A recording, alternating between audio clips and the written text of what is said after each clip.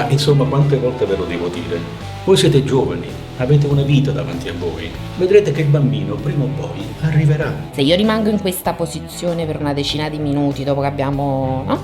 Le tue Stormtrooper saranno aiutate dalla forza di gravità a conquistare la morte nera. Ma Stormtrooper faticano per la morte nera, perché la possono conquistare? Non possiamo escludere nulla e l'esame dello sperma rientra tra queste possibilità. È tanto tempo che non lavoro di fantasia quando stiamo da soli, è lui, capite? Vabbè, ogni tanto, raramente ancora può capitare. E vabbè, ma che fa ancora, va bene? Io volevo fare una cosa un po' più fantasiosa. Non è riuscita? Basta, chiudiamola qua. Boh, ma magari riesce domani. No, domani è troppo tardi. L'applicazione mi diceva che oggi era il giorno più fertile. Dovevamo concludere oggi.